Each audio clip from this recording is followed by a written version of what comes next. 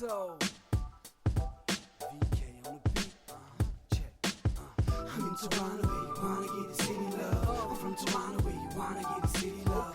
I'm in Toronto like we wanna get the city love. My city love me back for my city love. Welcome to episode 1474 of Toronto Mic'd, proudly brought to you by Great Lakes Brewery, a fiercely independent craft brewery who believes in supporting communities, good times, and brewing amazing beer. Order online for free local home delivery in the GTA. Palma Pasta. Enjoy the taste of fresh, homemade Italian pasta and entrees from Palma Pasta in Mississauga and Oakville. The Toronto Maple Leafs baseball team, the best baseball in the city outside the Dome. Join the club and purchase a membership today at mapleleafsbaseball.com. RecycleMyElectronics.ca. Committing to our planet's future means properly recycling our electronics of the past. The Advantaged Investor Podcast from Raymond James Canada. Valuable perspective for Canadian investors who want to remain knowledgeable, informed, and focused on long-term success. Season 6 of Yes, We Are Open, an award-winning Moneris podcast hosted by FOTM El Grego and Ridley Funeral Home. Pillars of the community since 1921. Today, making his Toronto Mic debut is Ben Johnson. Welcome, Ben. Thank you. How are you? It's great to meet you. What a pleasure. Honestly, I saw you at the door earlier, and I'm like, Ben Johnson's here. Like, it's wild. So thank you for being here. Okay, thanks. Do you get that response often? Like somebody meets you and like, it's almost like you're like a superhero, and it's like, oh my God, you're actually like in the flesh. You're here as a human being. I'm glad to be above dirt, yeah? So no shout out to Ridley Funeral Home for you. You're on the right side of the dirt here. And Mary, that laugh you hear, that is FOTM Mary Ormsby. Mary, welcome back to Toronto Mic'd. It's great to be back. Thank you for inviting me. And, I have to dock your pay because you were late today. I'm very, very sorry to both of you. I just hate the Gardner Expressway. Let the record show Ben was early, and I appreciate that respect, Mr. Johnson, so thank you. Thanks. All right, so I just want to let the listenership know that Mary has been here before. But Mary, this is your first visit to the basement. That's right. It was during COVID, and we were outside in November, I believe. It was a bit cool, but we had a great time. Yeah, it was October. I'm here to fact check you here, okay. Robert Lawson style. So it was October 2020, but it was cool back there. We were in the backyard. How underwhelmed are you by the basement since your only other visit was the backyard, even though it was cool? Like, are you like what are your thoughts on this basement that you probably heard content recorded in this basement, but you've never been here before? I would say it's really, really cozy. Oh, that's what the real estate agents say when it's small. Okay, so for people who want to go back and hear the original deep dive of Mary Ormsby, because this episode is going to be about Ben, but if you want to hear about Mary Ormsby and Paul Hunter, Mary, do you know who this Paul Hunter gentleman is? Never heard of him. It's nice to meet him, though. You met him for the first time in my backyard in October 2020. That was episode 742. We talked about your decision, both of you, you and Paul. You decided to leave the Toronto Star. We talked about your decades at the paper. We talked about how you were on sports radio on the Fan and the Team. Shout out to the Team 1050. And why there are so few women on the air today on sports radio in this country. And we chatted for 92 minutes. I hope you had a great time. We did have a great time. It was a lot of fun. Did you get a lasagna? I did, and I think I got some beer. Okay, so now Ben, I learned, I had a good chat with Ben, and we're going to hear much more Ben very, very soon here. But Ben no longer drinks, so good on you, Ben. How long have you been sober? Since 2008. Okay, did you get a chip or anything, or no? You just don't need to drink, and you choose not to drink. You're not. I choose not to drink anymore. Well, that's why Mary's taking the beer home. You love life. Okay, so good on you. This will all be uncovered in our chat here today. But Mary, you can bring home for Paul and yourself some fresh craft beer from Great Lakes Brewery. And I did chat with Ben before because I knew he no longer drinks. And I said, Ben, please tell me you have not given up Italian food. And Ben, you still love Italian food, right? I still love it, but I can't eat too much pasta because I have food allergies. Oh, no. What is it a lactose thing? Or Yes. Oh, that's okay. Well, listen, I hear you're a grandfather now, so we can feed the grandkids with the Palma Pasta lasagna that you're going to take home with you today. Okay, thanks. your grandfather. Like I just said that. But that's amazing. I learned that in Mary's book. So Mary wrote a book called World's Fastest Man: The Incredible Life of Ben Johnson. Mary, good job. I really enjoyed reading this book. Thank you. So Mary, before I was going to pass the baton to Ben to take us home. He's had that happen a few times in his life. But tell us, why did you decide to write the World's Fastest Man: The Incredible Life of Ben Johnson? Well, I think over the years after Soul, Ben and I kept in touch and would do stories on, different anniversaries of Soul and try to catch up with some of his business ventures. And along the way, we began chatting about, what happened in Soul? And so we got asking more questions. And then there was that great documentary, 979. There was a few more bits of information in that made me think, oh, wow, I wonder if we missed something the first time around. So that led to a few stories in the Toronto Star. One being getting hold of Ben's actual copy of his drug test in Soul. Yeah. And from there, Ben became more interested, not just answering questions for Toronto Star stories, but, we began being more engaged with the material. Is there something here more?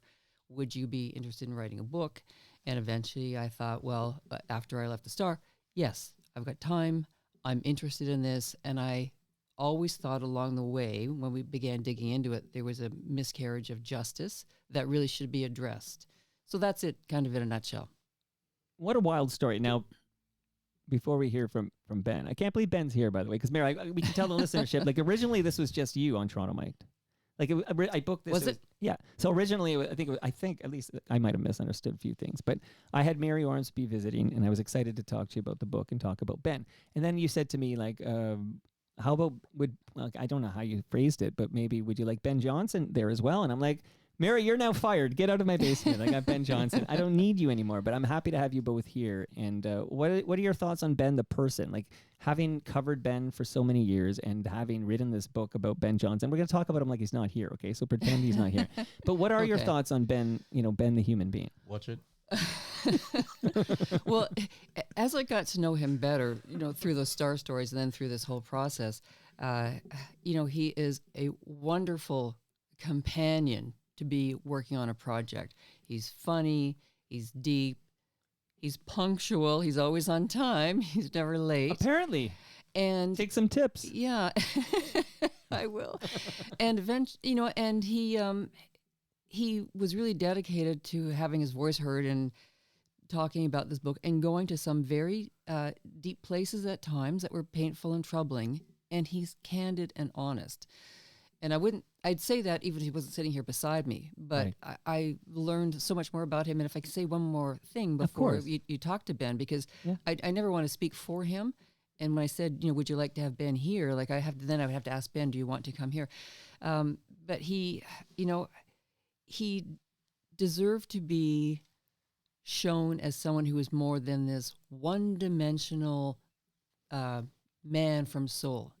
Complex, rich, full human being who's got a lot to say and is worth everyone's time for a conversation. I felt a pretty great human being. And it comes across in the book. And again, thank you, Mary, for writing this book. And thank you for connecting me with Ben, because now I get to hear from the man himself. So now I'll plug back in his headphones so he can hear us, because, I didn't have Ben hearing all those words. I was worried what you might say. But a couple of nice notes just to warm Ben up here. Not that he needs warming up, but Tommy Finn wrote in and said, awesome. I just wrote on Twitter that Ben Johnson was coming over to make his Toronto Mike debut, and Tommy Finn said, awesome. I haven't seen him at the Longos in Markham for a while now. He's a good man. So please, let's let Tommy know, Ben, you moved away, right? You didn't just change grocery stores. You actually moved out of the neighborhood. I moved to the neighborhood, yeah, but I passed there once in a while, but I never have a chance to get in. But since they missed me, I have to go back down and check it out. It's funny how when you say, people are always telling me where they've seen Ben in the wild. It's like, there was a Ben spotting. It's like, everyone's just excited to see in the wild. Here's a fun little memory, I think, from Gordon Wong, who said, awesome. I'm looking forward to it. I remember seeing him at the gym once in a while, and all he kept doing was repeating the word Testarossa. Was this a mantra or something? You'd be lifting weights and you'd be like, Testarossa. Come on, let's hear the real talk here. Testarossa. No, we was at the gym one day and we were just working out, and, everything's come back to my mind about the car that I used to have and how nice it was to have a car. But I don't make it a problem like, worship some material thing, but it was just nice to have as a young boy growing up, like always nice to have a Testarossa. How old were you when you owned that automobile? I was about 26 years old. Okay, what are you driving these days? I'm driving a Cadillac. Okay, looking at my thing. Okay, I'm ready. It's gonna be like a '95 Honda Civic or something. I love Honda. Honda's a nice car. Nothing, no shame in that game at all. You kidding me? I drive a bicycle. Okay, so if you can give me a lift somewhere, I'd appreciate it. But here's the place where most people had fond memories of spotting you, and I'm gonna give credit to Pearl Jam Pat first. He goes, I met Ben Johnson outside of Berlin nightclub at Yonge and Eglinton the night Joe Carter hit his World Series walk-off home run. He gave me his autograph. Heck of a nice guy. 979 will always be a gold medal winning time for me. So that's Pearl Jam Pat remembering you at Berlin. Thank you, Pat. Speaking of Berlin, and I think, Mary, you can, maybe you've heard this episode or maybe it's in the queue, but did you know, Mary, that Mark Swolinski was over here on Friday? I did know that. Okay, so he was here for his exit interview, and even though he hasn't worked at the Toronto Star since last November, it took him a while to get here. But 41 years at the Star, a similar story to yours. He has a brother who was part of the Berlin house band, and Mark was telling me all these great stories about Ben at Berlin. So Ben, was that your go-to nightclub? Like, what are your memories of Berlin at Yonge and Eglinton? Berlin was very nice. It was a nice crowd, quiet. People enjoyed themselves. There's no fussing and fighting. Everybody was just having a good time. People dressed good and meet a lot of people, and a lot of people get married out of there. So it was a nice place. And every time I go up, the security always know that I'm coming up, so they always say, "Okay, you're Ben frickin' Johnson. Ben's coming in," and we just get a VIP upstairs. So it was a nice club. Okay, Mary, there should have been a whole chapter on Berlin. I feel more Berlin content in the book. What do you think? Had to cut a few lines here and there, but he didn't actually spill the beans on Berlin. I didn't know it was Berlin he was at. So, well, you should have talked to me, Mary. I have all the inside scoops and all of Toronto's legends here. So, speaking of Toronto's legends, even though he moved to Kingston, Ontario, but Garrett Joyce is listening right now. So hello to Garrett Joyce. And he says, be sure to ask Ben about Mike Dwyer at Runnymede and Roger Malcolm at East York. This is Garrett's words, Ben, so don't hurt me. He said, they beat him like a drum in high school. And Roger worked out maybe once a week and played soccer. So I'm trying to think. So back in high school, you were beatable, Ben. Like this Mike Dwyer fellow and Roger Malcolm were able to run faster than you? Well, Roger Malcolm was a good runner. One time I wasn't really paying attention at the starts, and the guy said set and get away from me, and I thought that I would be able to catch him down the line, but I couldn't catch him. And then one time again in the 200 meters, because I'm not a 200 meter guy. It's too far. Well, that doesn't count. It's too far. That doesn't count. So we're in the 200 meters, and we were neck to neck coming off the corner, and then about the last 40 meters, I got tied up, and he just beat me again. So how old are you, Ben, when you realize that no one in this country is going to beat you in the 100-meter? Like when does that click in? I mean, you're beatable and sounds like you're beatable in high school, but whenabouts do you realize I am the fastest man in this country? Well, my times go up and down. I think I started beating the seniors boys around 1981 at the World Cup in Rome, when I was, qualified to the final for World Cup trials, and I finished second behind Colin Bradford from Jamaica. Okay. I run 10:22 at 19 years old. Pretty good. Yeah, well, listen, okay? Are you kidding me? I can't drive that fast. Okay, that's pretty impressive here. All right, so we will touch back on some old stuff. And Mary, you can chime in whenever. Consider yourself co-host of this program here, because I'm, you're the expert. And if there's something you want to prompt and ask Ben about, please just stomp right over me. You're Mary Ormsby, for goodness sakes, okay? Just stomp right over me. But there's another FOTM. Now, Ben's like, well, who are these FOTMs? Well, Ben, I got news for you. You're now an FOTM. That's friend of Toronto Mike. So welcome to the club. Welcome. Oh, yeah, you listen, it's an esteemed club. It has Stephen Brunt in it, so that's where I'm going here. Stephen Brunt, and Mary, I love what he wrote for your book. Isn't that lovely? Yeah, and Stephen Brunt's lovely. Not only did he appear at the most recent Toronto Mike Listener Experience last December, but he will be at, and I got to shout him out because he's going to be at the Toronto Maple Leafs Baseball home opener at Christie Pitts on May 12. And I'm going to be recording live, and Steven's going to be on the mic with me chatting. And just since I brought up Toronto Maple Leafs baseball, two quick things here. Ben, one is that you're invited there too, man. We would love to have you out for the home opener on May 12 at 2 p.m. at Christie Pitts. That's an official invitation for you. May 12th. May 12, 2 p.m., Christie Pitts. If I'm in the country, I definitely will come. Okay. Listen, that's a commitment right there. Yeah, and I recorded that. But each of you, Mary, you're getting one too, of course. The history book, the amazing history book of Toronto Maple Leafs baseball. That's lovely. another gift for you making the trek here. Thank you. So there's one for you there too, Ben. So Stephen Brunt, why am I bringing him up? He calls the moment, I'm going to play a little audio. He calls this moment the greatest moment in Canadian sports history. Let's listen. And it's a fair start. And it is Raymond Kerr with a start. It is Ben Johnson with a start. Can Kerr catch him? No! It's Ben Johnson. Ben Johnson does it again. Unbelievable! 9-7-9! Absolutely incredible! So Ben, listening to that clip, I'm sure you've heard that a few million times, but how does it feel right now? Just let me know how it feels to hear that. I didn't know that was that fast. But listen, you put up your arm. I got so many questions. I can't believe you're here. Okay, so you stick up your arm. Like, how fast would you have run if you just ran through the finish line? Because you let up at the end. About 971, 972 at that time. So you're more you're more excited that you beat Carl Lewis, I think, than you are about getting the lowest time possible, right? Like that, I got to say, in the moment, I remember ecstatic. I was so ecstatic watching that moment that, not only Canadian Ben Johnson winning gold, but setting the world record, beating Carl Lewis. Like that was everything to me. I was 14 years old, but I definitely remember saying he let up at the end. Like I was like, he could, how fast would Ben have run if he hadn't let up at the end? So you're saying 971. Yes, correct. I think, too, for younger listeners, they may not understand the incredible, intense rivalry that was building over the years between Carl Lewis, tall, flashy, flamboyant, braggart of an American rival, and Ben Johnson, quiet, understated, he's just going to go about his business. And Ben kept beating Carl from about 1985, 86 on. So they were two of the greatest known athletes in the world around a time when Maradona was still out there. So these were some of their, their confreres at that time. So by the time they'd gotten to Seoul, there was a lot of bad blood, spoken and unspoken.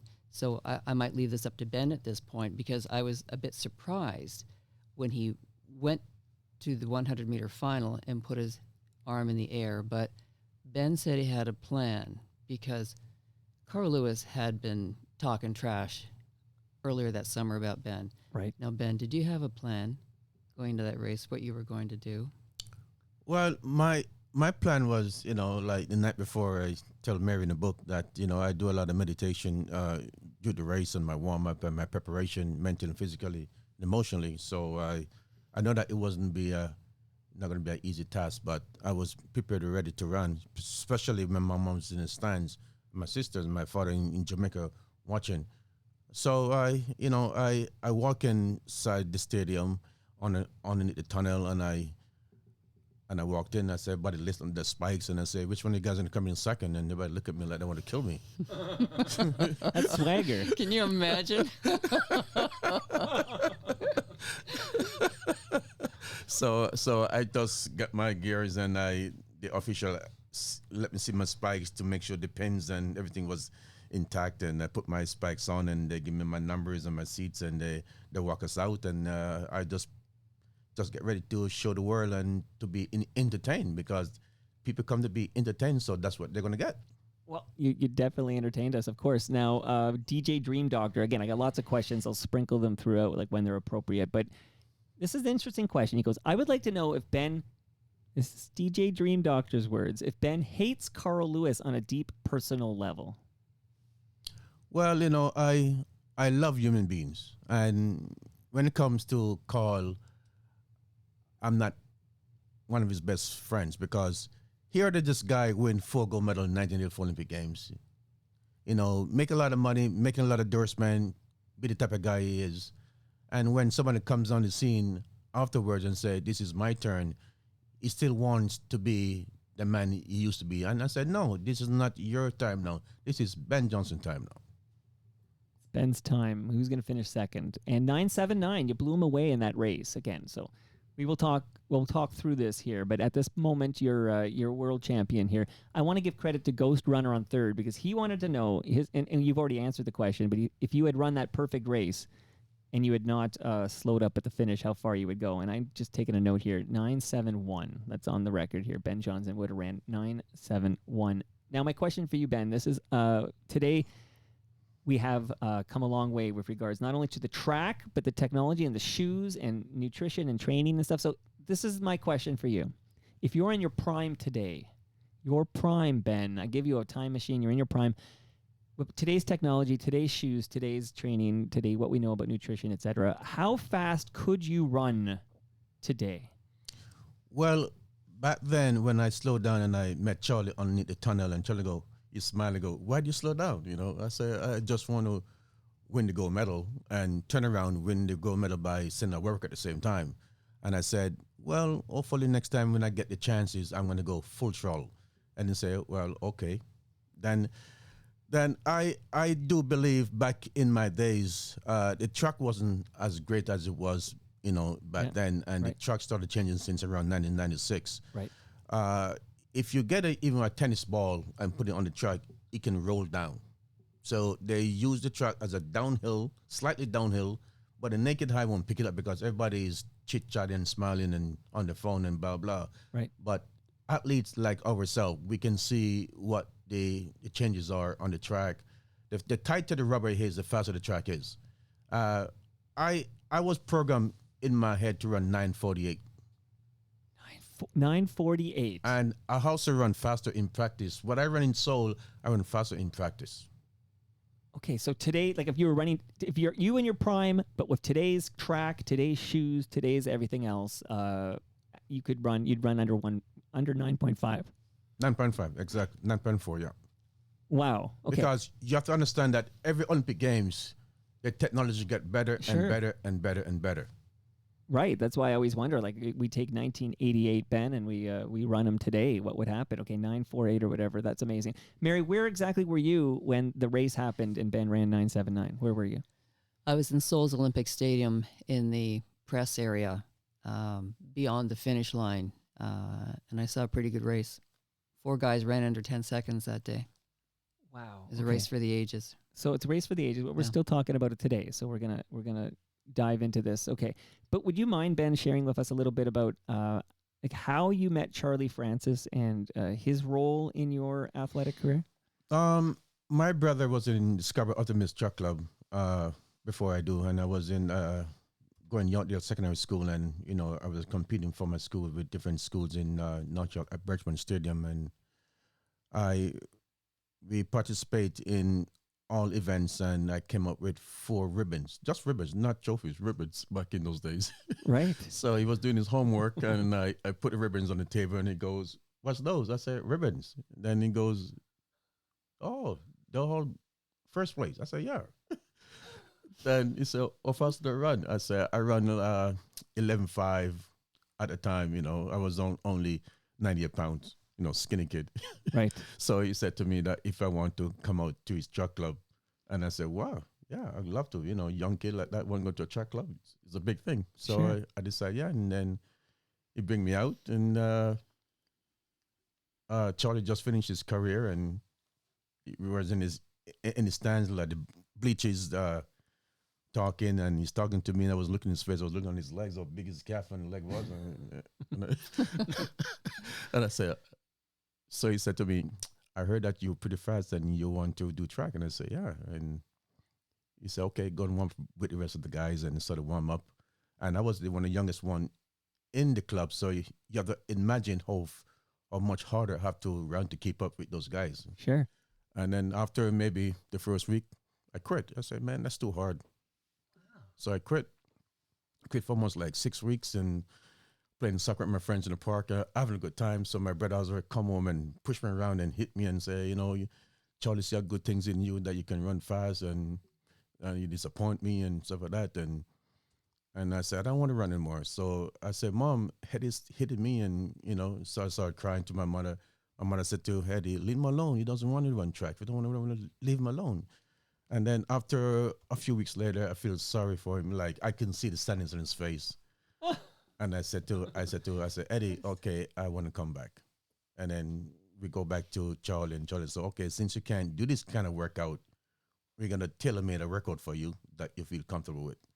So they write on the workout on a piece of paper and give it to me, and I put it in my pocket, and I started to do the workout for each sets. And he came back, and then I said, I'm finished. He goes, how you like that? I said, I like it. It's nice.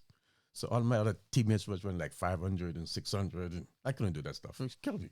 But isn't that extraordinary about Charlie Francis, though? This is in the 70s. Yeah. And when normally you would be you just did what you were told. Right. Charlie sees a young athlete, tailors something to him so he gets confidence, and maybe he'll stick around. So, I mean, that is, It is part of the extraordinary. magic of Charlie. And then in an alternate universe where he doesn't do that, or maybe Ben, you don't come back. There's no 979 in Seoul. Like it's just wild to think about, like a sliding doors idea of what kind of has to break right for this all to unfold here. But Charlie clearly, like Charlie saw, I'm guessing, maybe you'll speak to this, Ben, but Charlie saw potential, like a future champion, that with the right mentoring and training, that you could potentially be fastest man in the world. Well, yes, we trained over the years, and sometimes we go to Charlie's house for do some muscle stim, and then his father is talking with Charlie inside the other room, and we can hear what's going on. And his father go, well, you're training all these black guys, you spend a lot of time doing this. And Charlie said, well, these guys, they're hungry, they're punctual, they're hungry, they want to run track, and they're strong, and they're fit. And it's okay, well, if they think that this is what you want to do, that's fine, So I laugh, and sometimes I walk out there walking normal, and come back walking like Sanford and Son with my legs all sore and I everything. can hear the from theme muscle song in stim. my head right now. Are you kidding me? Now, people who don't know, Charlie, he's also Olympian. He was in the 72 Olympics, and I learned that in Mary Ormsby's book here. But we'll get back to Charlie Francis later. Won't be too long here. But of course, so maybe a little bit about, if you don't mind, 983. So before we had 979, we had 983, and that was in Rome. Was that 87? 87, yeah. Okay, so when you ran 983 and you beat Carl Lewis in the World Championship in Rome, and then you set the world record of 983, everything's lining up for the Seoul, right, for the matchup. Like this is the period in your career when you're routinely beating Carl Lewis, right? Yeah, well, to me, it's always nice beating Americans. So, they think that they are the best in the world and the best there is, and nobody else can beat them. And I proved them wrong, because I know that when I was growing up in running track and field in the early 80s, there's some great American sprinters, and I just be patient and just wait for my turn to come. And when it comes, it was different. So it's always it's a challenge, because the Americans, they have about 4,000 or 5,000 athletes can run internationally good all the time. So you always have a new guy coming up every year. Deep, yeah. So I say, bring them on. In my time, I say, bring them on. If no one comes up, then you get killed.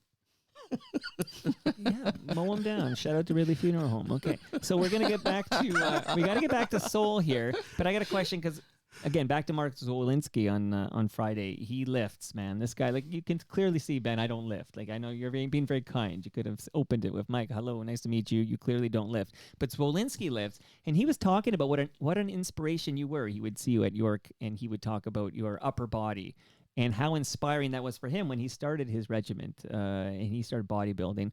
And I'm curious, because, we've seen many a great sprinter, but we've never seen a sprinter with as strong an upper body as you, Ben. Like, I can't think of one. How did that help you, having such a bulky upper body and being so strong? Well, it will help you. The stronger you move your arms and faster you move your arms, the faster it's going to run. I used to bench over 395, 400 pounds. So you have to have a string upper body. So when the guys is set and hold you for about 2.5 seconds, you have that power in your shoulders can hold you in that position, so you can really snap that left hand how quickly as possible and then get off the blocks and just run like hell. And getting out of the blocks was your specialty. I mean, this was always the great Ben. You were always like ahead before the other guys all had to play catch up, right? You had this a bit. So where does that come from? Is that just innate? Like you just had a reaction time that It's was it's just where my body mechanism is made up. I got fats, right? Twitch muscles can move like lightning flash. But how often do you think in your career did you get accused of a false start when it was untrue? It was just simply your reaction time was that quick. A lot of times, yeah. I can imagine. Yeah. Like they have the Ben Johnson rule. It's like Ben Johnson rule, yeah. There's a set back the timer back to a lot lower than what it was. And back then, you had two false starts before being disqualified, right? Because today it's one, right? Like today, you did the one false start, you're out. Gone, yeah. Yeah. It happened in Seoul too, eh, Ben? Yes, That's a I've good been. story. You should tell them about. Okay, that. tell me that story. This is in a heat? In the semifinal, Semi. Oh, in the semifinal, Semi. Mm-hmm. the semifinal was faster than the final. And that's why I get a false start, because I get off the block so fast and so hard, so quickly. I beat the sensor. I remember this, and in hindsight now, thankfully you got the two. Like you got that second one. So how does that change yours in the semi when you get caught for you get called for the false start? Firstly, the question I have for you, Ben, is did you false start? No, it was perfect start. I just have to cut back the power of the second start to make sure I didn't false start. So It's like qualified in too. tennis, right? You get you got to take something off the second serve so you don't double fault. Yes. Of course. Now, what's that about? Like, how do they call the false start on you in the semi when you didn't false start? Like, If you move 1,010th of a second, they said no human being can react that fast. It's impossible. I proved them wrong. I did it. But the human starter was the one who shot the pistol, right? That's right. And said he'd move. so like a human eye, like. But it was backed up though with an electronic sensor in the pads, which showed later on, or we assumed it did, because Richard Pound, who was an IOC member, went down and raised a bit of a stink in the athletics tent about Ben's false start. He didn't think it was a false start, and Richard Pound demanded to see the electronic backup for them to prove that he'd false started. And the officials sort of hemmed and hawed and said, yes, well, we'll go get that. And they came back and said, well, didn't really show it to him. I said, but sometimes mistakes happen. And Richard Pound said, make sure it doesn't happen again. So Richard Pound, Mary, tell us the role of Richard Pound, Dick Pound, Richard Pound, at these Olympics in '88. Is he like the advocate for the Canadian athlete? Like, what is his role there? Richard Pound was an IOC vice president, and his role at the time, and Richard Pound is from Montreal, and he's a former Olympic swimmer himself. But his role at the time for the IOC was a very important one, because he was the tough-nosed negotiator who was in charge of getting money, revenue from marketing, television, executives, all that stuff. So a lot of the revenue back in those days came into the IOC through the work of Richard Pound. Very important guy, young guy, smart guy, and he was rising up the ranks. So when he was in the stands, he was just watching as a spectator, and decided to come down and throw his weight around. So here's where you can see IOC members can have some, intimidation, power, because his point was this better not happen in the final, because if Ben has to take off even the tiniest bit, if he's called for a false start, I'm going to tell the world, and don't do it to him in the final. Make sure he gets a clean start. So, he ran some interference for Ben without Ben knowing. When did you learn about this, Ben? Just now. Wait, that's an interesting point, Mary. This is an interesting point. I had a long chat with you were stuck on the not your fault, on the Gardner Expressway. I feel sorry for anyone who has to visit here taking the. I Gardner apologize these days. again. It's not I'm your so fault. sorry, I'm blaming everybody. city planners. What's going on here? But Ben and I had a long time to chat, and Ben, it's important to point out that this book that Mary's written is available now, and people should read, called "World's Fastest Man: The Incredible Life of Ben Johnson." Ben, you have not read this book. I Putting you on the spot here. read the first chapter, but The first chapter. yeah. He But takes I his time. But I lived a life. But You lived it. But I will definitely read it. Yes. So. Okay, because you read the first chapter. There's like 20 chapters in this thing here. So He's it is- savoring every word. So you might learn things in this conversation. Like literally, you might learn things about your life. if So that's Mary- why I thought to read it. Yeah. So you're so Richard Brown did have your back. I just come setting the table because for those who don't know, I don't know who is anyone listening who doesn't know this. The story in Soul is about to turn a little sour. Okay, so it's trigger warning here. It's not. He's not Ben. You're not pulling out the gold medal to show me. So this is all coming out here very very shortly here.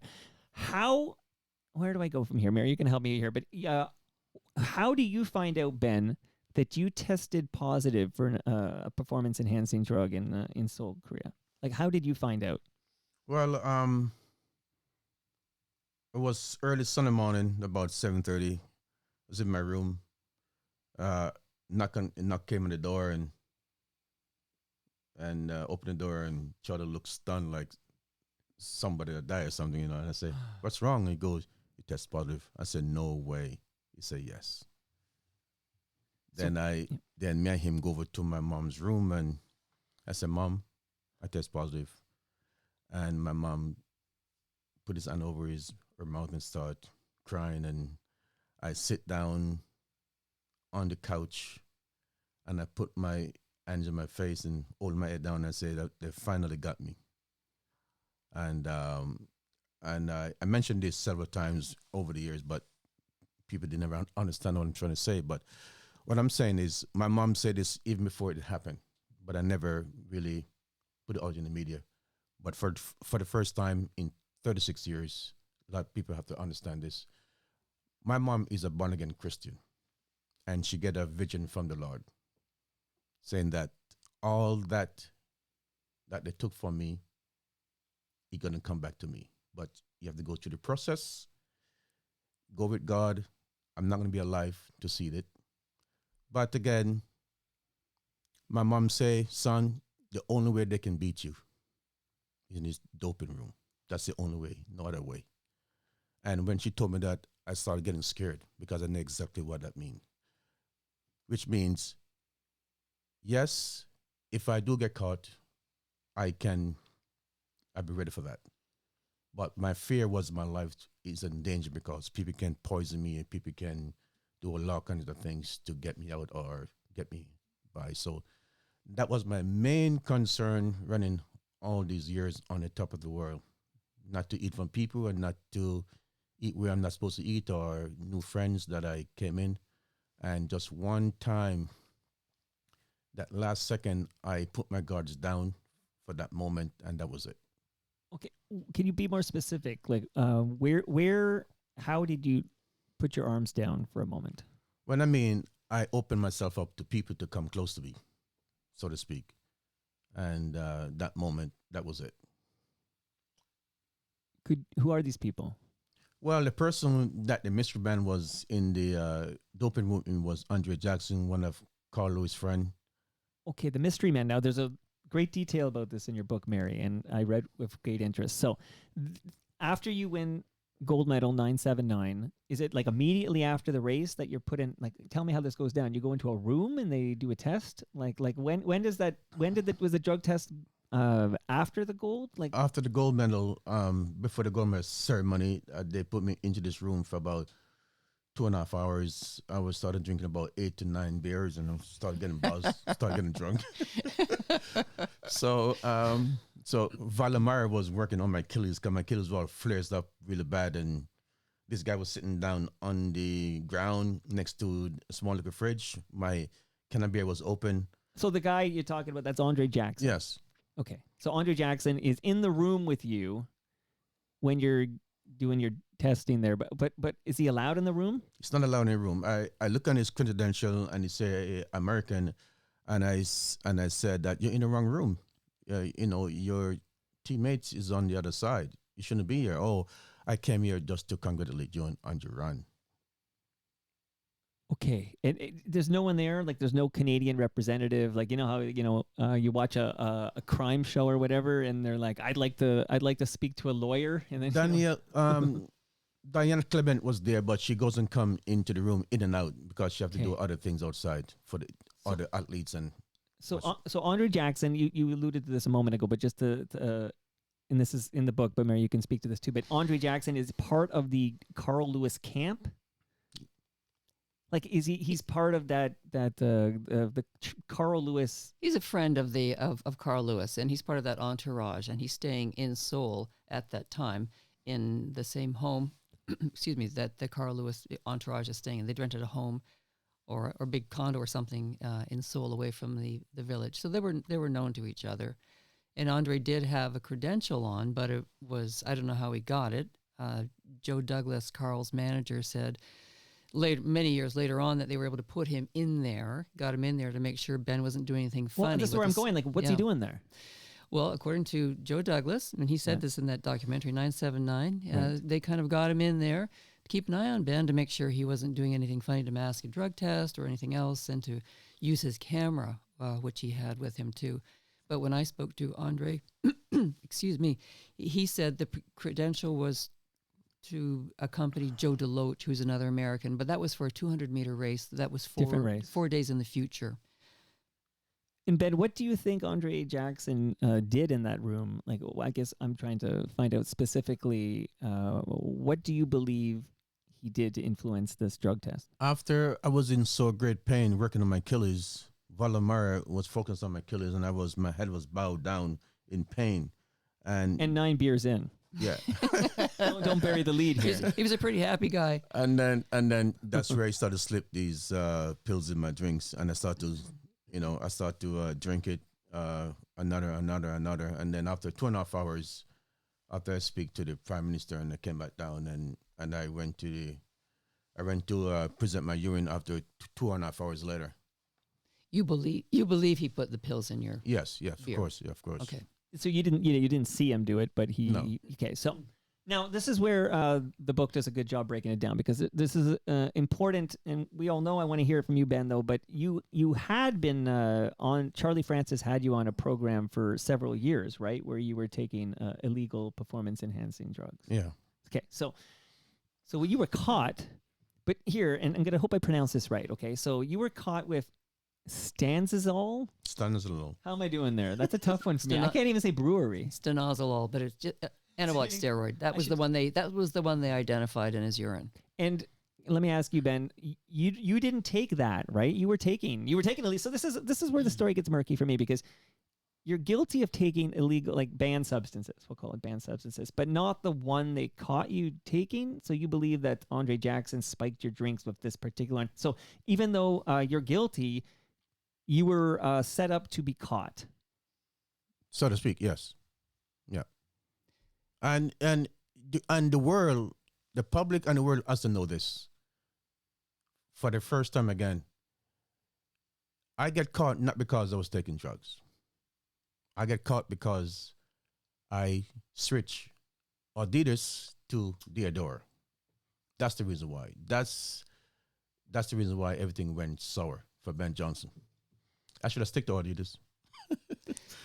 So Ben thinks there's more skullduggery involved, and I'll just jump in a little bit here. of course. And I don't want to get ahead of your questions, Mike, but No, you're the co-host of this program, Aaron Speed, please. what we find out much later on is that, unbeknownst to the members of Charlie Francis' sprint group, the doctor, Jamie Astafan, was giving them, from time to time, stanozolol without their knowledge. So they didn't know they were using it, and it would have been a complete shock to Charlie and Ben and everybody else, because they had no idea. And this comes out later at the Dublin Inquiry. Oh, so Jamie Astafan sounds like he's doing you dirty here, possibly, Yeah. allegedly. Very dirty, yeah. So you trust? So Charlie Francis is your coach, and you trust him, Yeah, just Charlie, yeah. of course. But you're both reliant on this Dr. Jamie Astafan, and he may have been giving you substances that you didn't know you were taking. Because Jamie comes in to make sure that we doesn't overdo it. Mm-hmm. Like, down the road we have health problems or anything like that. Sure. We just want to make sure that everything's mannered properly, and whatever your body doesn't need, you just pee it out, So Sure. so we and again, we train very hard. We trained from since I came to Canada in 1976 and started running track and field 1977. 12 years of training, 6 days a week, 12 hours a day, people doesn't see the hard training that you do. All they see is the end result on TV. But the pain and suffering and fatigue and hurt and disappointment, I just keep going because all I'm doing is for my mother. And all the suffering and painful that I endured through my 12 years to be the best I can be, everything was for my mom. So pain becomes my best friend. Okay, so got so many places I want to go here, but you're caught doping. You believe you were set up. I know that this skullduggery, that's a term I'm going to start using, skullduggery. I quite like it here. Now, I do have to just follow up a little bit on this because that, so you do think maybe that possibly, and I'm just not trying to speak for you, Ben, you speak for yourself, but maybe Andre Jackson is spiking this drink to ensure you're caught because you're the only person in that 100-meter final in Seoul who was caught doping, right? Correct, yes. So you believe possibly that Andre Jackson was spiking this drink to ensure you were caught because you're guilty, but you know how to game the system. This is kind of a detail I want to explore here. So everyone, Ben, do you think everyone in that 100-meter final in Seoul was doping? Not because somebody profile doesn't change and get big doesn't mean that they're clean. There's certain sprinters in the final look skinny, but you can tell by the muscles. There's much more water around the muscles or whatever. You get nice and lean. And there's other sprinters you can see the muscles. But I've been lifting weights since 1980. I started lifting lots of weights, even though in my early beginning I lift a lot of weights. But as time goes by, I started to lift more weights because that was my secret, because I was very weak, but I need to get stronger to run faster to get more endurance. And that's where the weight training comes in, and lots of plyometric jumps. And then Charlie, as brilliant as he is, knows his body very well. The right training program for Ben Johnson, right, tailor-made. That make it the difference. And part of this program is knowing how to pass these drug tests, because you know you're going to get tested in Seoul when you run your 979. And essentially, as I read in the book, Mary, like, you know when to stop taking the drugs so that you don't trigger any alarms in Seoul, right? Right. That's like, you know how to game the system. That's called the clearance time. Okay. And I will just say the Canadians weren't alone in following this sort of training regime where they were maybe using substances during training and also having clearance times going into major races, including the Olympic Games. I find it almost as a philosophical question. It's a very interesting, thought-provoking. Go ahead, Ben. You have to understand this, that the system made the rules and they break the rules. And if you break the rules, you're going to get punished. But only them alone can break the rules. They make it, but they don't follow their own rules. And that's a joke. The philosophical question here is that because you don't deny that you were taking the banned substances for several years leading up to the Olympics in Seoul, Korea. So there's no denial there. But at the same time, it sounds like, and as I read this book from Mary Ormsby, it sounds like you were done dirty in Seoul. Like, so it's like, can you be done dirty when you are guilty of taking the banned substances? Like, this is like a very interesting conversation. Can you be cheated by the system? Because there's no denying that, yes, you're guilty of taking breaking the banned rules, substances, breaking the rules, basically. And even, but you're the only person, and is this what I read in your book, that you're the only one at the whole Olympics that was the only athletic, only track athlete at the entire Seoul Olympics who was caught and disqualified? Yes, the only track and field athletes at the Seoul Olympics to fail a drug test was Ben Johnson. And there's about 6 or 7 people who failed drug tests in Seoul. And weren't announced. Banned. Is that what you meant? And weren't announced. But overall, there was probably about 10 or so. There were like a couple of weightlifters and the weightlifters and those guys are those sorts of guys. But the ones you would think. But it sort of defies. You know, you can't have it both ways as a testing body. That you've got the state of the art equipment, the best software to detect steroids and other things. There's a very long list of performance enhancing drugs. The best scientists around, and also the element of surprise, because going into Seoul, a lot of the anti-doping scientists felt that track and field athletes and others didn't know how well they could detect stanozolol, right? So if all this is happening and you've got the element of surprise and you've got the best guys ever in state-of-the-art lab, you only get one person in track and field. That's one of those things that just sort of doesn't compute Right. to me, just as It smells. a fact. What is a fact? It's like, how come nobody else? Well, I'm not going to take the blame for everybody else wrongdoing, and I'm only one. So I have the right to defend myself, and I will. Of course. And I'm going to. And until this matter is closed, and that's it. So, Ben, you're suggesting that you were set up to fail the drug test in Seoul. Correct? And the comment, the skullduggery there, just because I need to follow up that one just for a moment here. Okay. You believe it was because you had slighted Adidas by changing from Adidas to Diadora? What is it? Diadora. Yeah. You have to understand how these shoes company works.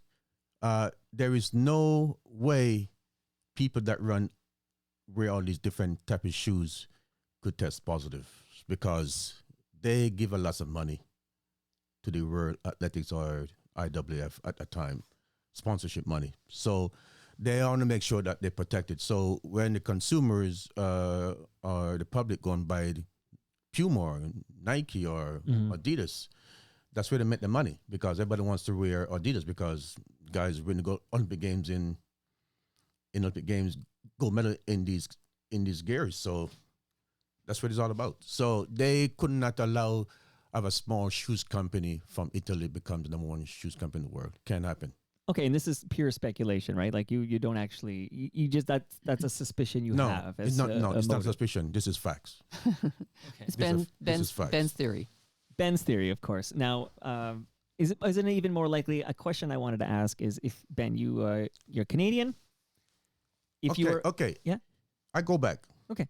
Since you don't believe me, Well, not that I don't believe you. It's just do you research? Go back to the 1992 Olympic Games in Tokyo, when some of those American athletes get hurt all of a sudden. All of a sudden, everybody's getting hurt. Is it Barcelona, you mean, or No. the In 1991 World 1991 Championships? World World Championship. Yeah. Everybody was getting hurt in that race because they know that somebody is going to test positive because the system is accurate. And then they come back in 1996 and set a record, make up back from all the years of disappointment, then make it back up in 1996 Olympic Games when the track service gets better and faster. And just to be clear, Ben, I actually am not sitting here thinking that I don't believe you. Not at all, actually. Like I do believe you were a scapegoat in Seoul, and I believe you were not given proper due diligence and justice here. Where I can't go with you because there's no evidence at all is like the speculation that it had anything to do with a shoe contract. Like that to me is like that's a Ben theory, but that's not a fact. Or Mary would have had the first chapter would have been full of the facts. But it's almost I'm going to just bring it back to the fact that you're running for Canada. You're Canadian. And Carl Lewis, of course, is American. And my big question for you is, if you were running for the United States of America, would you have been caught doping in Seoul? Never happened. Never will. Not in a lifetime. So why is that? Like, I feel like exploring because America protect the athletes. America put money into the track and field budget, like in America, like in TAC. They put in like $500 and $600 million into the budget to run the sports. They give a lot of money to the World Athletics or the IWF or the IRC for sponsorship money. So none of the athletes really can test positive. And Mary, I read in your book that Carl Lewis failed 3 tests during the American Olympics trials. Well, failed is now a bit of a loaded word because he tested positive for stimulants at the U.S. Olympic trials. And that was kept quiet because U.S. Olympic officials, upon talking to him, decided that it was inadvertent doping, and he didn't mean to do it, and he got it through some sort of, on a protein pack or whatever he was taking. Otherwise, he could have been suspended for about 3 months, and that would have kept him out of the Olympic Games. And people didn't know about that until the whistleblower released a lot of documents about athletes, including Carl Lewis, but other athletes as well, in 2003. In your career before Seoul, Ben, approximately, like how many times did you take a drug test throughout your athletics career before Seoul Korea Olympics? Too much. And you passed every single one of them. Yeah.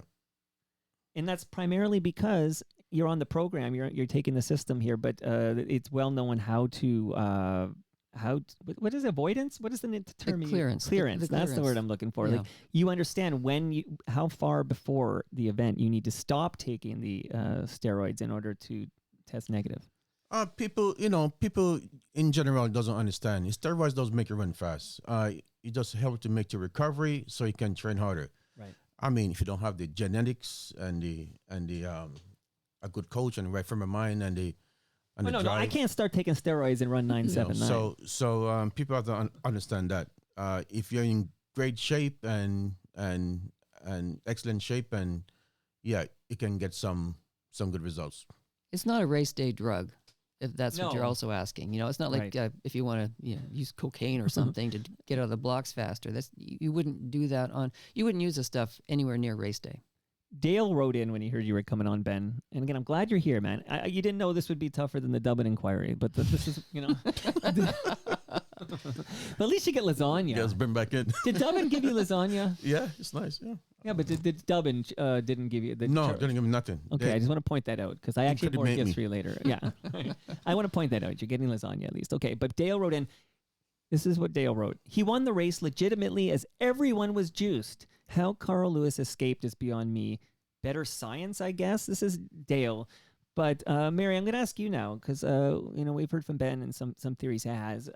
Do you believe, Mary, that Ben was done dirty in Seoul? I don't know. I couldn't prove that at all. There were just a couple of things that stuck in my mind about obviously him being the only one. We've already talked about that.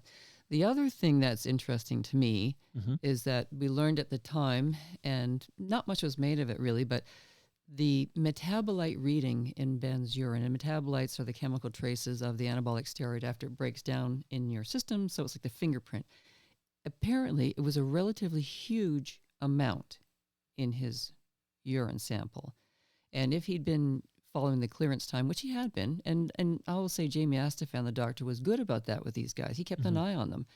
It should have been a very tiny amount. So I've always wondered, and other people have wondered too, about why was there so much in his urine? Right. That I don't have an answer to. I'm sorry. There's a lot of curious things going on here. There are curious things. So I stop short of a lot of places that Ben will go to. I just don't go there. But I'm throwing it out there for people to have a look, and you make up your own decision. I go there because I'm not afraid.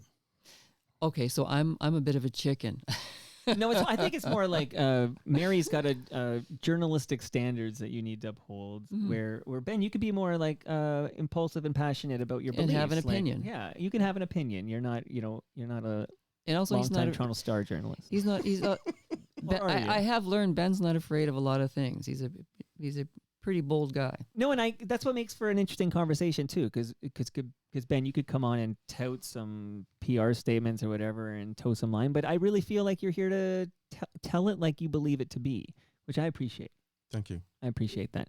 Now, okay, so the question that came in from Sonic More Music is actually was a Toronto Sun headline. Mary, you were at the Sun before the Star. When did you Yes, join I the was. Star?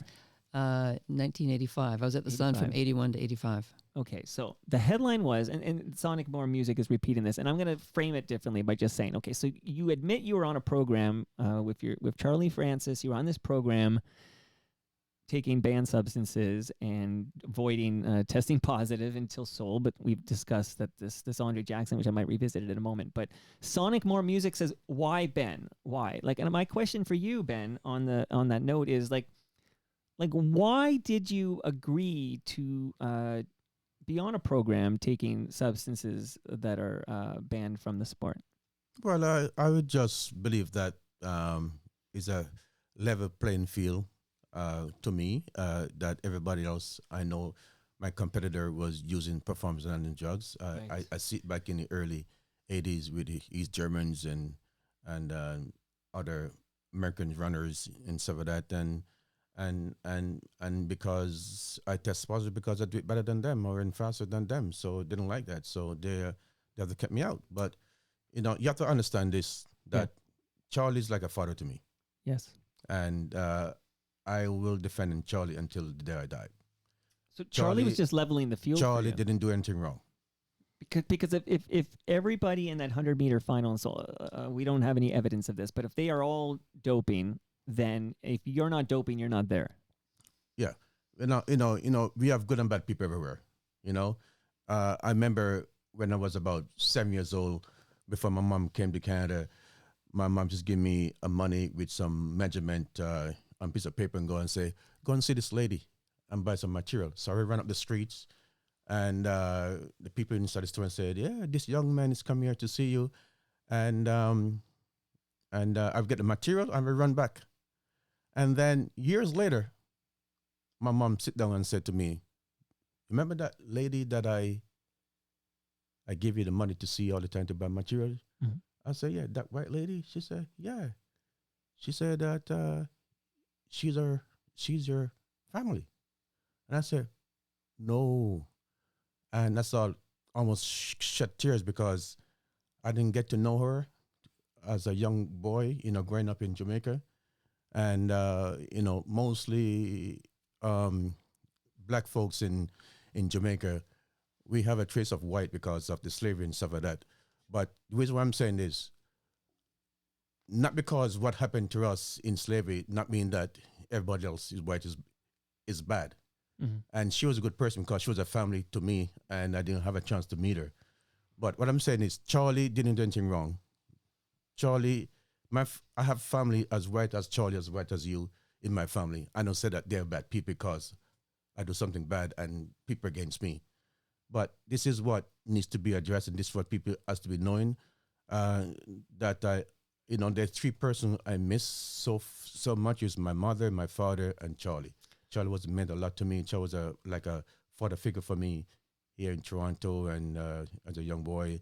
And Charlie will give you anything on his back. He will give you the last money, the last shirt on his back, he will give to you. I remember one time I was training at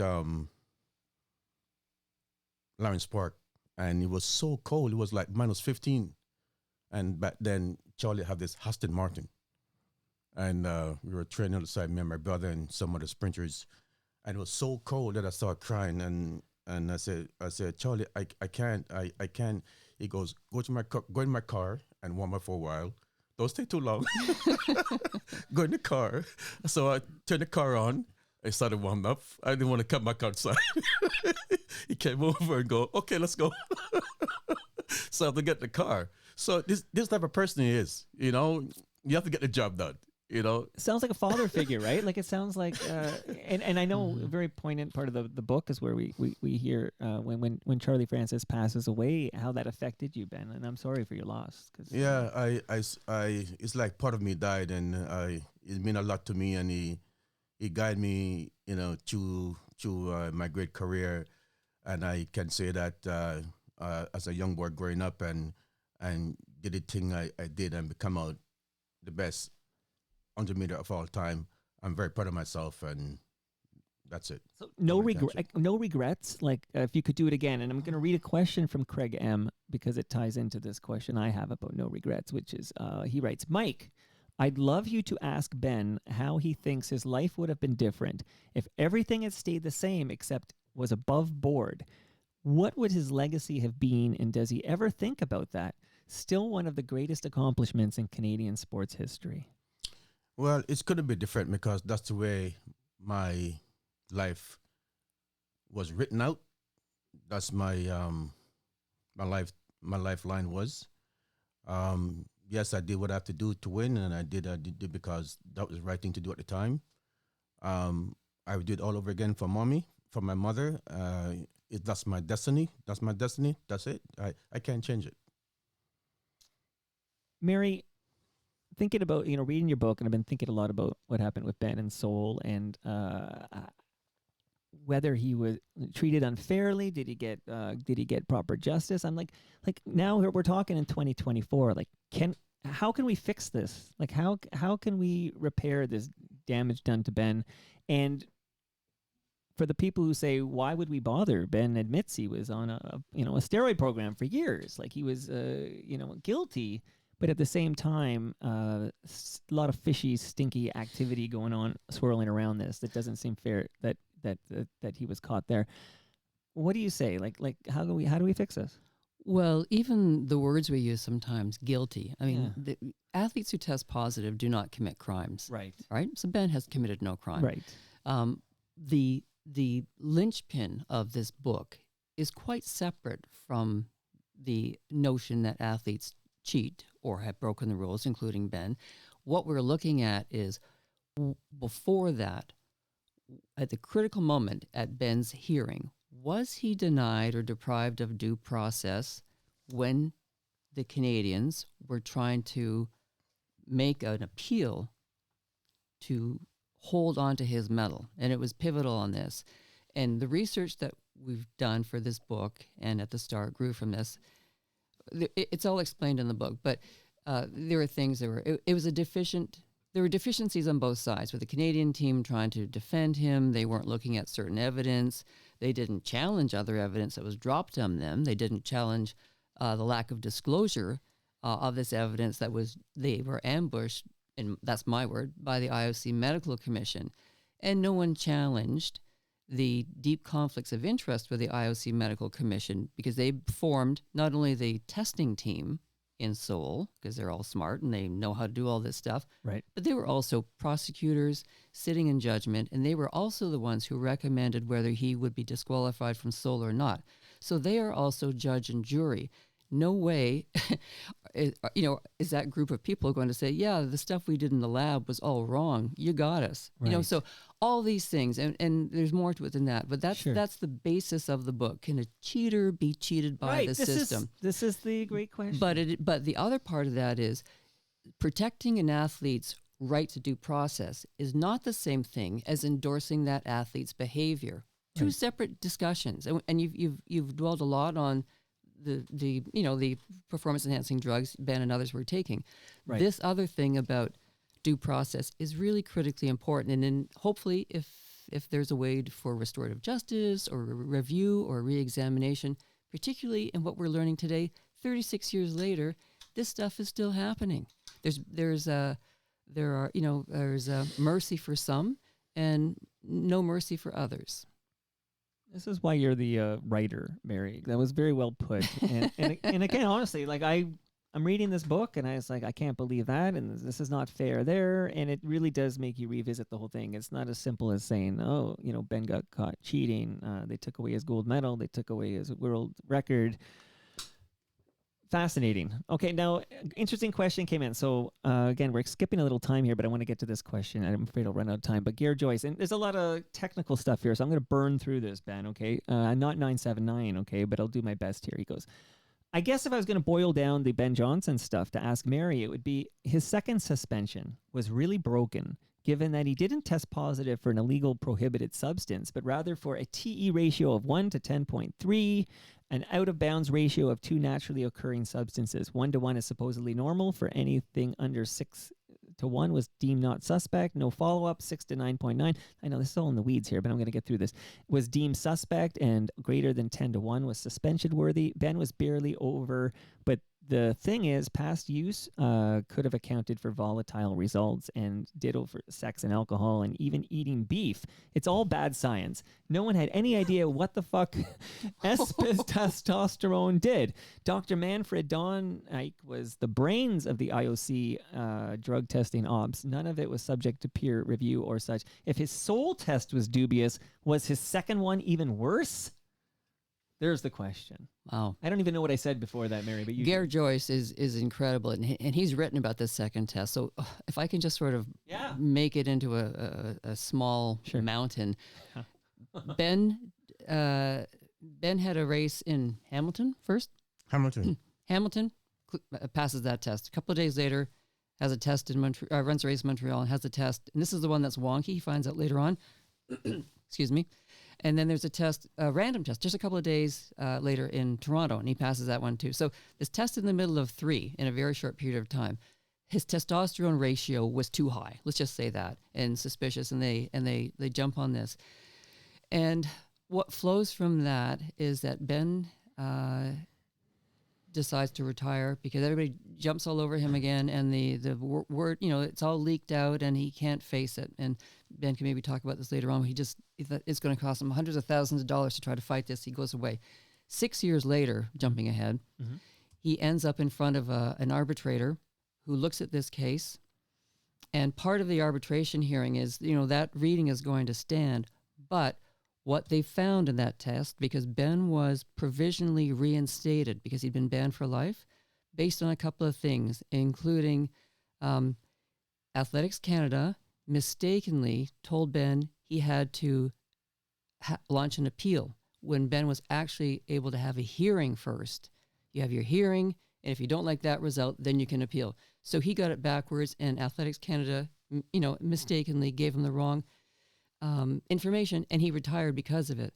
Also, there were some questions about the lab work. I'll just put it that way. It's just the easiest way to say it. It's not that it was wrong, but there were questions about how some of the calculations were done, and had he had a hearing, as was his right, it could have been addressed in a hearing. That's kind of it. But again, you're looking at process, procedure, and, but that all goes away because people have dismissed Ben at this point, open and shut case. He's getting older too. But at that point, I'm not sure he really wanted to run. He can answer this, but I think he wanted to get into coaching. But a lifetime ban meant not a chance. You can't even coach in Canada anyway. Ben, let's hear from you. Gare Joyce thinks that was even dirtier at the time when I claimed that I test positive, I have my lawyer, and I went to Tennessee to see Dr. David Black. He's one of the best toxicologists in North America. And we look into it, and I gave him the form and on the reading and said, this thing is impossible. It can't happen. Just can't happen. And they know that they did a mistake. But anyway, the IRC did have a hearing in Paris at the time, and my lawyer and Dr. Black was going to go on my behalf, and they get a letter saying that we don't want you guys here. We have to make up our mind about Ben Johnson. We had the judge and jury, and that was it. That was in 93. 1993. Yeah. So that didn't help your case much. Case at all? No. Well, fascinating conversation. Again, fascinating book. And Ben, loving this so much, but I'm not quite done with you yet. So as long as I was in track and field, my name wasn't going to get tarnished because they didn't want me in the track and field. Period. They want me out. And why do they want you out? Is it simply because you've been labeled a cheater? No, because they know that over the years what they did have been critiquing myself and all the wrongdoing that they did over the years, and hush things up and get money, prize money or things like that. It's just not fair. No, not fair. And do you mind if I just go back and talk just a little bit more about Andre Jackson, just a bit more, just because, Ben, I understand from the book that you are still Are you still friendly with Andre Jackson? This is the mystery man in Seoul who was part of close to Carl Lewis. He was American and was in the room when you were drinking the beers and doing your drug test, and you believe he spiked your beer, and that's why you tested positive in Seoul. But are you still friendly with this gentleman? Well, we speak about maybe a few months ago, just keep in touch. So okay, interesting though. Interesting. This shows what a nice guy you are. You're still friends with the guy you might have ruined your career in sprinting. Well, I'm a man of God, So I said to myself, he's got the blood of Jesus Christ on his hands. My spirit and my soul is clean. I know what happened in Seoul. I know what I did. I know what they did, and that's final. I know that people out there is skeptical or saying blah, blah, blah, but you know what? You wasn't there. I was there. But to be friendly with the guy, is wild. Is the intention here that one day Andre is going to be like, Ben, I got a confession to make? Well, if you want to have a spirit, you're all ears. to be free, I think it's right for him to tell the truth once and for all. But I don't think he probably will, because he's going to look like one of the bad guys nobody not gonna have to want to Well, I'll talk say, to or, yeah, I'll say. or to even be a friend with, or can they go out? Not only what they did, it's also the attempted murder. So things like that, because I wouldn't take these kind of drugs to harm myself or to kill myself. It's impossible. I wouldn't do that. I love life. Yeah, you love know? life. I can see it in your eyes, by the way. You know, like so- that you seem like you seem comfortable with this. You seem comfortable in this phase of your life. At this Yeah, because I know what the truth is. I know what the truth is, and the truth, the way I feel right now, and everything else, I feel good about everything. But you say you know what the truth is, but that's where I get stuck on this, Mary, because okay, so you know what the truth is, but the truth is that you were cheating, but not the way they said you were cheating. Am I saying that? If you have a 4-year-old and you're in your house and she started crying and you run to the room and you say, "Daddy, somebody was in the room with me." Right. You said to the 4-year-old, "There's nobody here. There's a ghost in the room." But you don't know that. She can know, because kids at that age can sense these different evil or different spirits. We can't. And if you say no, are you just thinking something wrong with the girl? In my saying this, I know what I did wrong, yes, but like I said, it was a playing field because I do it better than these people are, and I win the gold medal, making a lot of money, and they didn't want that, right. and they shoved me out to show example that the fastest man in the world get caught judging steroids. Bull. But you know what? Life goes on. I'm still here, and all those people that come against me, they all died Okay. because of my faith and what I believe in and what it is. That's great. Okay, that is great. But so Andre Jackson, you're still friendly with the guy. He's the mystery man in the room who you believe spiked your drink so that you would test positive. And I asked this earlier, but I'm just going to pointedly ask it. Ben, do you believe every other man in that 100-meter final in Seoul was taking banned substances? Yes. Okay, including Carl Lewis. Yes. Okay. Now, journalist Mary Ormsby, do you believe that's like this was obviously never proven because only Ben Johnson was caught. How can your face growing after certain ages?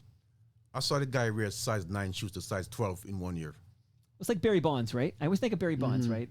A hell of a player, but So- skinny guy.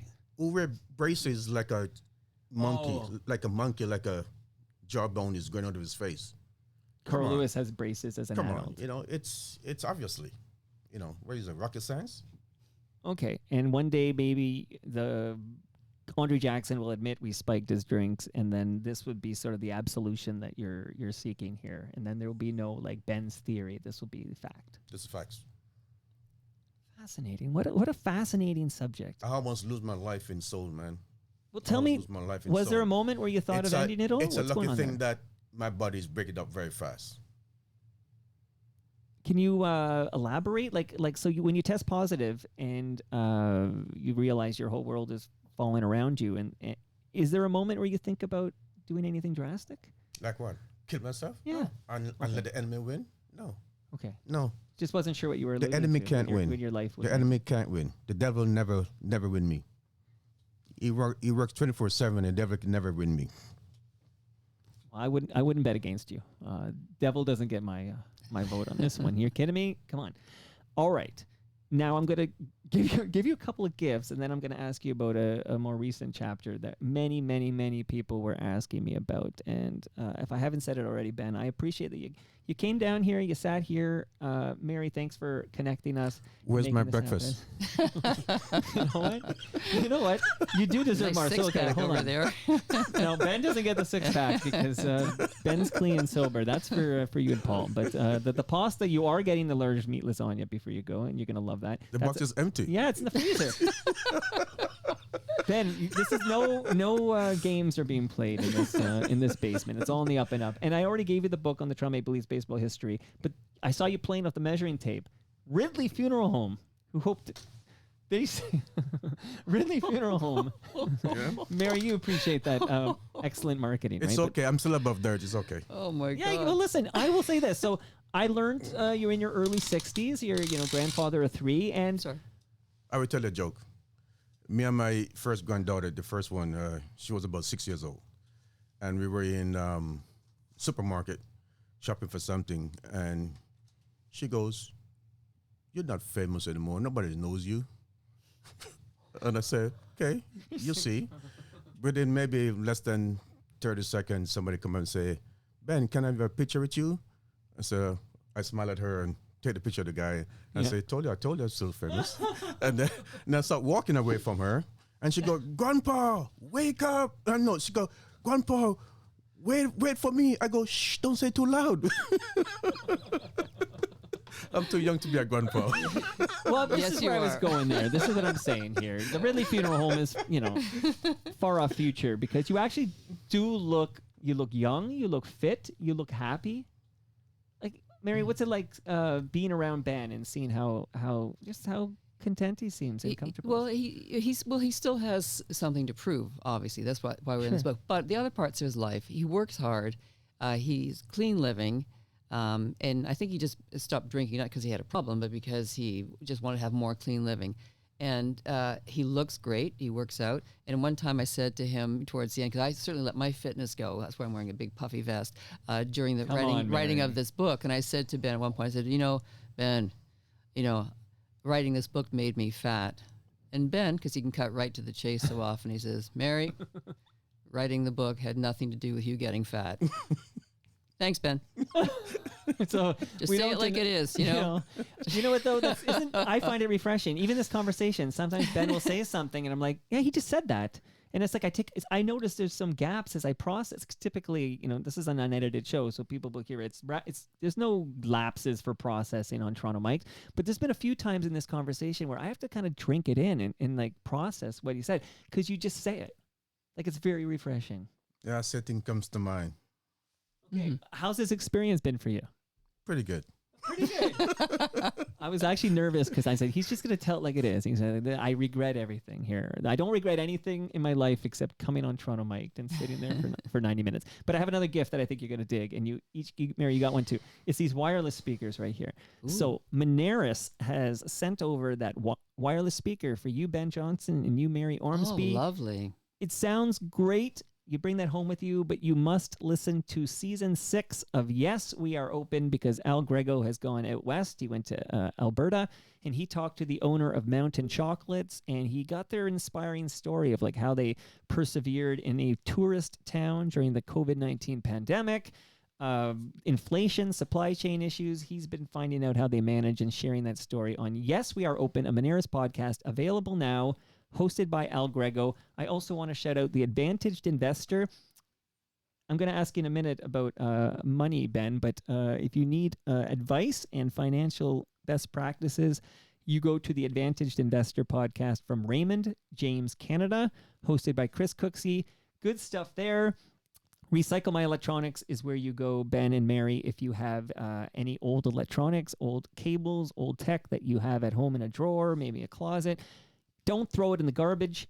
The chemicals end up in our landfill. Go to recyclemyelectronics.ca and you put in your postal code and you'll find out where you can drop it off to be properly recycled. So look, it was worth the drive. You've got some good swag going home with you, Ben. I got to ask you about something, but because you're so blunt, I feel I can be blunt. I can just call it like it is here. And I got more questions after, the obvious questions about what happened in Seoul, 9/79, etc. This is the subject that most people wanted to talk about, was a certain ad campaign that seemed to be everywhere. And I realized, like, why did I see this ad so much? Oh, Frank D'Angelo was buying time on Hockey Night in Canada. Okay, so this is why I'm seeing this ad so much. Okay, can I play the ad and then we can have a little real talk about it? Sure, go ahead. All right, so I think there's 2 here, but let's listen. Today on our show, we have Ben Johnson. How are you, Ben? Put your cards on the table. Ben, when you run, do you cheetah? Absolutely. I cheat all the time. Cheetah Power Surge Energy Drink, an all-natural source of energy without caffeine. My son, there are many roads to finding the secret to the energy of life. If you can snatch the pebble from my hand, Did you cheat on my son? Absolutely. I cheat all the time. Cheetah Power Surge caffeine-free energy drink. An all-natural. All right, Ben. source of energy People with want to giant know, ginseng and royal jelly. and a lot of specific questions, like Diamond Dog, he wants to know, how much did you get paid by Frank D'Angelo for the Cheetah ads? I make enough money to buy you a drink. but the reason why I did the cheetah drink is Well, that's my big question. is because I was out of the media for at least almost 6 years, and I get a phone call from D'Angelo that they want to do this drink called Cheetah Drink, and I think it over for about a week or so before I say yes, and I said, you know, what they going with this? They wanted me to say that I cheated by taking steroids or I run like a cheater, so I would play it both ways, and I said, yeah, why not? So the media get on me and say, if I'm making a mockery or a joke over this and blah, blah. But, you know, I should have done it, but it was a good thing to do it at the time. So that was it. Now, hopefully he gave you a bit more money than it cost to get a drink there. But is this simply like, hey, he's offering me some money to have a little fun at this thing. I'll lean in and cash a check. Although Frank probably gave you unmarked bills in a brown paper bag, but that's a whole different conversation. But you just decided, hey, he's offering me money. I'll take the money and do this thing. Yeah, of course, yeah. Any regrets? You know, although we're having fun playing it in 2024, so you know it's not, you know, it's not so terrible. But any regrets doing that campaign? Well, like I said, when I think it over, yes, I shouldn't have done it, but it's gone. So I did it as final. Water under the bridge. Water under the bridge here. Now, why is it you think you shouldn't have done it? I'm just curious. Why, when you think it over and you think you should not have done the cheetah ad, why is that? Well, you know, you can't blow and suck at the same time, but at the same time, you know, I don't want to think that people see me that I'm only take steroids to run fast or to train hard or whatever it is. Sprinter was born, not made. So I know that God gave me a gift, a body, and I use it the best way I can. And like I said in the interview, I did it better than everybody else and come away the top of the world. And when people doesn't get caught on this level, you are a gentleman, and when you get caught, you're a disgrace. You know, so you know, I don't believe that people could able to judge me, and no one could judge me, only Christ, and anybody have to judge me, that they judge themselves first, and that's the way I look at it all these years coming through, and I know that you know, over the years doing things or making a living is not very easy, even though I have a great name in Japan and overseas that they fly me out time to time to do reality shows over there, and they pay very well. And I've been going there since 1996 for every 2 or 3 years. I've been in Japan doing a lot of shows. So interesting. The Japanese have a great love for me, and I love them, and they're great people to be around and to deal with. You know, you can't be late. If you're late, it's an insult for them. So I can't go to Japan. Mary's been banned from Japan. That's Mary can't breaking go to- news. yeah, she And Ben, can't go that to explains why you were so punctual today. I heard you weren't always that way. Yes. I was warned by people. And Well, to be the fastest man in the world, you have to be on time. Right? that's the irony of it all. Okay. So Ben, what are you up to these days? Like, in addition to these, obviously going to Japan for these appearances, you doing any training? Are you working with anybody? Well, there's other things in the making overseas with my lawyer, but I can't say much about that. Okay, no, that's the That's real a- talk I'm looking that's a for. hush. That's a wink, wink. Okay. That's a hush. But What's going on there? I'm doing other movies with Paramount Pictures have the rights to do some movie on me, but they haven't. They say yes in twice in the media, but the final version didn't come out yet. So there's New Metric and Paramount supposed to do a six episode of Ben Johnson life, but it's on hold right now for now. But there's another company in the States, in the UK, want to do something else, but Interesting. you see what happened. Well, hopefully they Mary gets some money for licensing this great book. It should be based on this book, and then Mary can That be would be involved good. too. Let's get Yeah. that going. I know people, Ben, so I'm going to make some phone calls after this. Yay! I have a question though about so the system is the system still dirty? What I mean is like, can we trust that Usain Bolt was clean? How about like Donovan Bailey, for example? Are you guilty until proven innocent in this sport? Like, I'm curious what you think of these modern. Oh, Donovan Modern, 1996, I guess was a while ago now. But can we trust they all ran clean? Can I just jump in for a second? Anything. I know you're not asking this of me, but over the last couple of days, and this is not to do with track and field, but the World Anti-Doping Agency, China, which is- yeah, I was reading about that. okay, they're in a huge scandal right now. Right. And here's why, when Ben's head was held up, and I don't want to sound like a crusading journalist, but here's some of the facts. Ben was held up in 88 as the worst doping villain ever, Right. and the war on drugs is over because we got this guy, and everyone's going to be scared straight. Right. So fast forward 36 years to this week, Right. WADA's in a big scandal. They, sort of absolved half the Chinese swim team from doping infractions going into the Tokyo Olympics. Didn't tell anybody, and the Chinese competed and won medals, including gold medals. And this all came to light in the last couple of days with the New York Times expose story. So this is talking about the system breaking down, falling down. Again, benefit of the doubt for some, not for others. People can get away with doping if you're from a powerful country or you've got powerful advocates. So I'm just jumping in to say this because I get so annoyed when I see things happening now, and this was all supposed to be solved after 1988. So big problems with a supposed better system under the World Anti-Doping Agency, which came into play around the year 2000, right, to make doping compliance and enforcement better and evenly applied across the landscape. No, again, you don't even have to ask to say these things, Mary. You just chime in, say, because always very interesting to hear you make that point. So, Ben, there's two questions before you now. One is, can we trust that, like, an Usain Bolt ran clean? Like, can we trust that the system's no longer dirty, as they say? There's that. And then I wonder now, when you hear in the news about these great infractions, and like Mary described, is there any Schadenfreude? Or any kind of like feeling like, look, it's still going on. I was a scapegoat. Well, I can't speak to other sprinters, but I can tell you that the doping stuff or the performance in drugs is still going on. Not because you don't test positive, doesn't mean that you're clean. You mentioned the name, Donovan Bailey. He's not even around. He came on the scene in 1989. He's running like 11 seconds or even slower. And within 5 years, this guy winning gold medal. So you have to ask the question. But he's never tested positive. Doesn't matter. Right. Doesn't matter. Why? So are you guilty till proven innocent? Why does these athletes train somewhere else? Are they hiding or they want to be seen? You have to ask the question, all these things.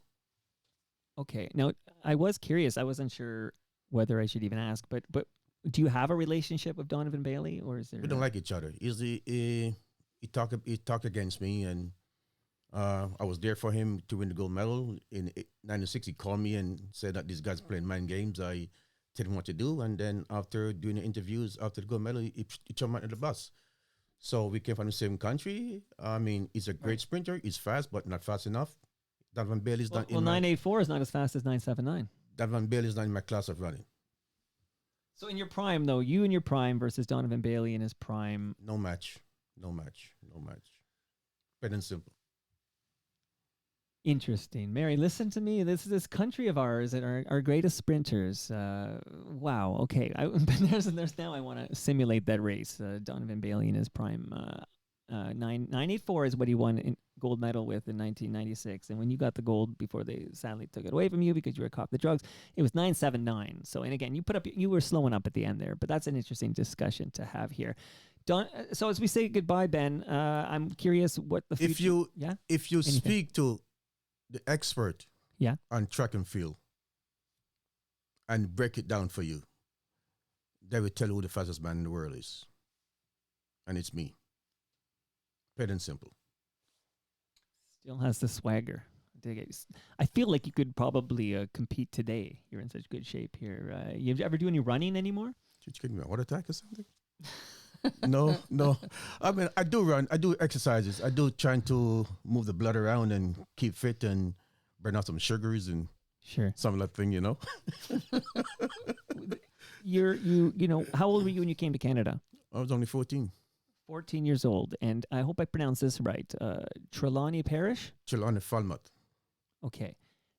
Any chance that's where you live out your final years? Is there any plans to return to Jamaica? That's where I'm going back pretty soon. Going back to live. Well, that's what I want to close with here. Okay. Now, why? I mean, I'm just curious why you want to go back to Jamaica and not stay in Canada. Well, we don't have very much in Jamaica. It's a beautiful island, but what we have, we're happy with, and that's where we will live, and that's where we brought up, and that's where. So, enjoy the beach, enjoy the weather, go for a walk.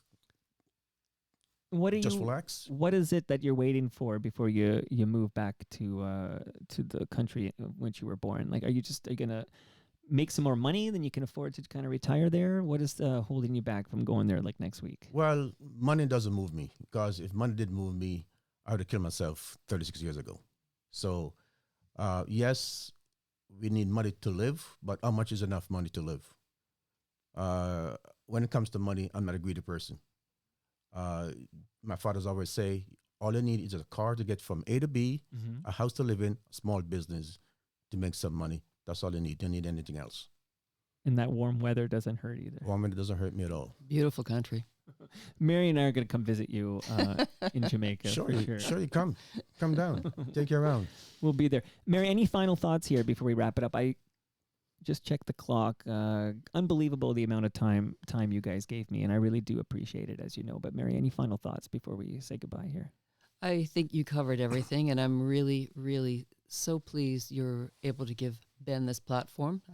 Too often people talk about him or at him or around him, and for him to be able to sit here and talk directly to people, I think that's wonderful. So I have no parting thoughts. No further questions, Your Honor. Okay, yeah, I told you this is the Dubbin part 2 here. Now, please, Ben, any final thoughts on your way out? Thanks again for being here. Don't leave without the lasagna. We have to take a photo by the Toronto tree. That's what we're calling it now, Mary. And that's every guest gets that, and we'll take one together. I'll take one with Ben. What a pleasure it was to get to know you better. Love the straight shooting, tell it like it is attitude. I wish more people were like that. But Ben, any final words before we say goodbye? I love you all. Have a good day. Bless you. Perfect parting words. I'm going to cut that out there. That'll be the new closing of Toronto Mic'd after this song. Every episode will play that. Mary Ormsby, the book is called World's Fastest Man, The Incredible Life of Ben Johnson. Now, I noticed the asterisks. I always, this is the thing. I said this the other day. I grew up reading comic books of a character named Asterix. Okay, Asterix is the character. And I read these comic books, and I loved them so much. And now I have trouble saying the word asterisk because of Asterix. I need help, right, Mary? Like, is there any hope for me? Have some Palma pasta. That's better than your other sponsor, the Ridley Funeral Home. So, yeah. Well, if you eat enough of that, you'll end up there eventually. We all end up there eventually. But thank you, Mary, for writing the book, and thank you for returning to Toronto Mic'd. Thank you so much. Your final appearance. We'll get you back here again. And Ben, honestly, thank you so much for this time today and for sharing from your heart. I thoroughly enjoyed it. Thank you very much. And that brings us to the end of our 1,474th show. You can follow me on Twitter and Blue Sky. I'm at Toronto Mike. Make sure you pick up a copy of Mary Ormsby's World's Fastest Man, The Incredible Life of Ben Johnson. It's available now wherever you get your books. Shout out to FOTM Stephen Brunt, who says it was the greatest moment in Canadian sports history. And Brunt's a smart guy. He knows what he's talking about. Much love to all who made this possible. That's Great Lakes Brewery. That's Palma Pasta. That's recyclemyelectronics.ca. That's Raymond James Canada. That's the Toronto Maple Leafs baseball team. That's Moneris. And, of course, Ridley Funeral Home. See you all tomorrow when rapper Classified makes his Toronto debut in the Toronto Mike's basement. See you all then.